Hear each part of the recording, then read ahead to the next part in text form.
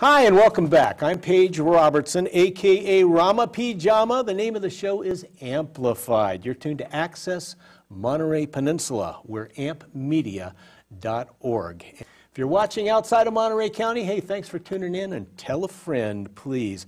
My guest today is Reinaldo Garcia, and he has had quite a colorful path in life to this point, hitting a lot of different bases. And we left off, you were just leaving a cult, so to speak, in Mendocino, which was led by someone who was a Gurdjieff devotee, and you moved back to San Francisco and you wrote a play about the group. And I wrote the play about the group in Mendocino County. I sent it to the Bay Area Playwrights Festival in Marin County, and I got accepted. So suddenly I'm out of the wilderness back into civilization back in 1981. And you're a working playwright. And this play had a staged reading, and it shocked everybody because I didn't pull any punches in showing how ugly this experience was.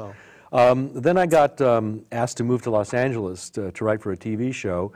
While down there, I wrote and staged a musical called Caught in the Mystery in Hollywood, which was optioned for animated treatment. I got out of LA as fast as I could and moved to Santa Fe, New Mexico, whereupon I was chosen to be playwright in residence for the state. How were you chosen to be playwright in residence in New Mexico? I saw an ad in the paper, and I submitted a play. I wrote about my experiences in Venice. Oh. And so that play got me, in the play, the guy in Venice who wants to escape Venice wants to move to Santa Fe. So I moved to Santa Fe. I told you my writing is very autobiographical. Manifested your, I guess that's your intention. Yeah, indeed, this Gurdjieff guruette, who I told you was a writing coach, she said, for the next month, write only happy songs. Because she said, the songs you're writing, they program your future. So I started writing happy songs, and then things changed. They go in a different way. So I realized that I was in charge of my destiny to a degree by what I chose to write about. Now, for 2 years you were in New Mexico, and I read on your bio that you were working at Harvard Law School for a period of time. Tell me about that. I got tired of Santa Fe. It was a very insular artistic community. There was no way to rise and evolve there artistically or financially. So when my residency expired, I said to my wife at the time, you know, having grown up in California, I've always gone up against East Coast bias in everything in America. The East Coast, they think that they run the show, okay? They're 3 hours ahead of us, and so they don't even know what we're doing half the time.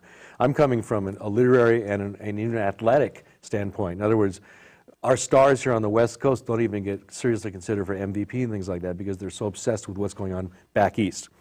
So I felt like I'd been in the minor leagues all my life, and I wanted to move to the majors. So I felt like going to Boston and New York would be the next move to try to test my mettle up against the best in the business.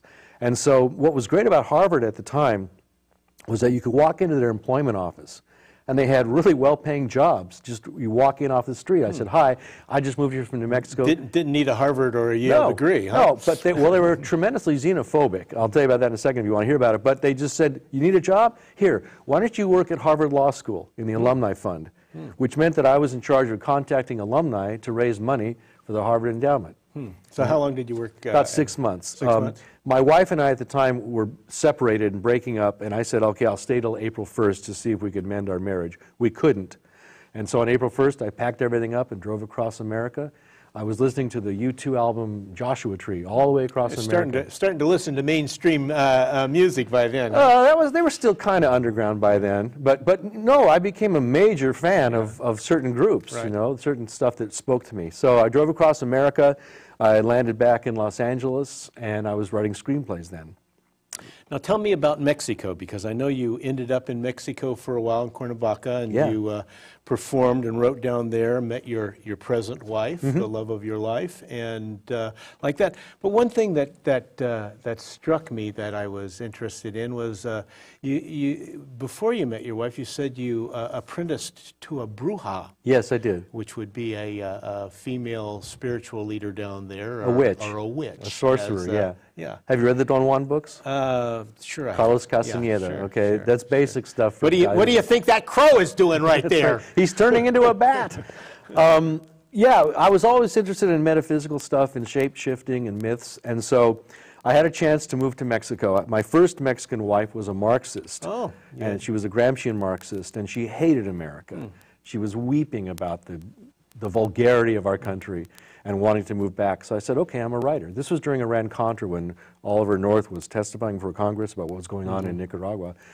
So I said, okay, so packed up my truck and we moved to Mexico City with her family, and then one state south to Morelos, Cuernavaca. My Marxist wife at the time was very tight with the major political leaders in Mexico, and as you know, patronage is big down there. So she became the head of the rural development, helping the Indians protect their rights.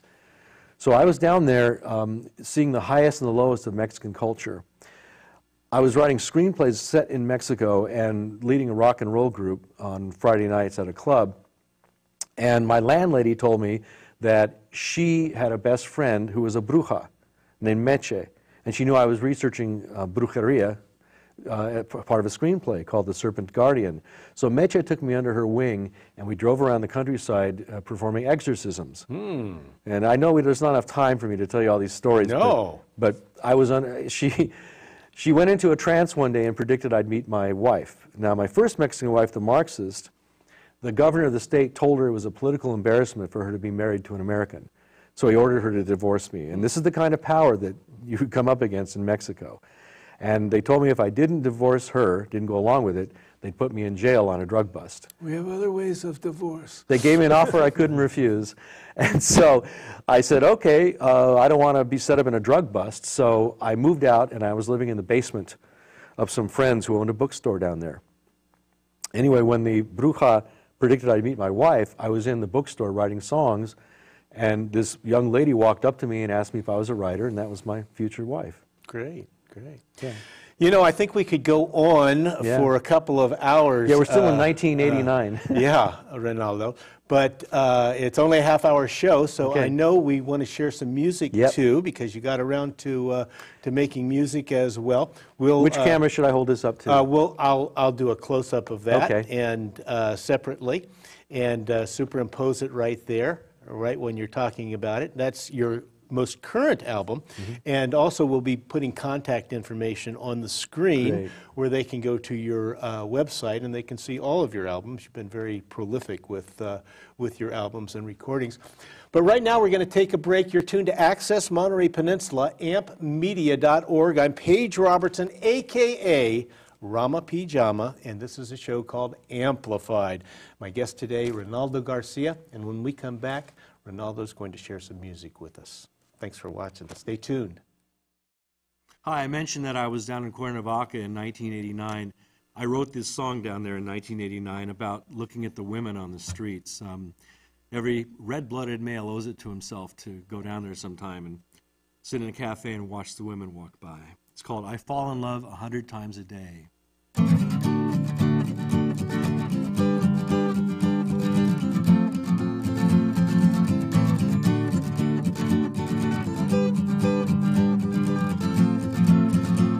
I walk these streets looking left and right. The women sway, it's a beautiful sight. I see hair as red as a powder keg. Is it the same between her legs? That one there in the miniskirt, there's a heathen I'd like to convert.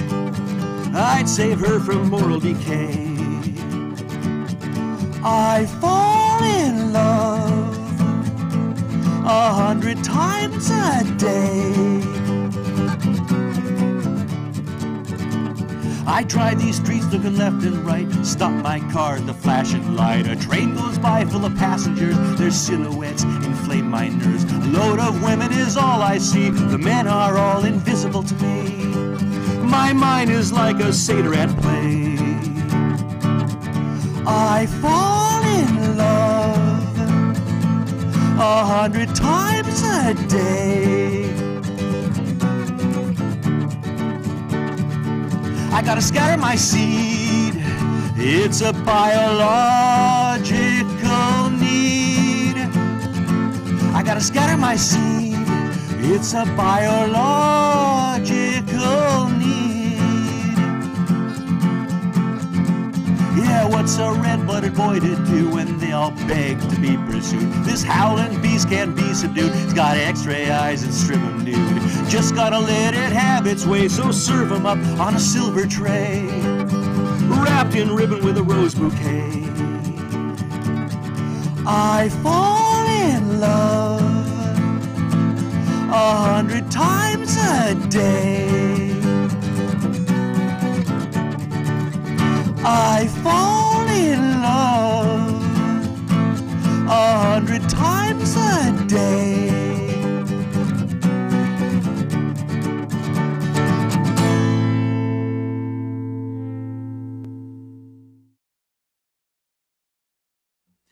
This is called Sick Again.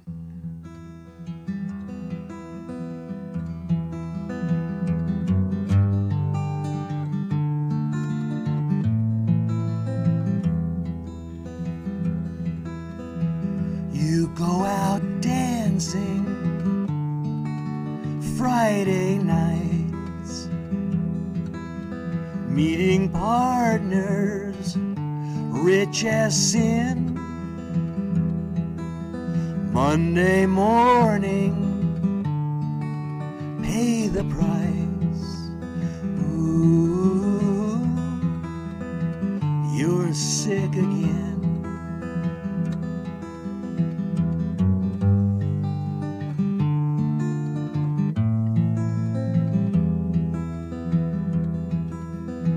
Your doctors give you placebos raw, signed with the flick of a pen.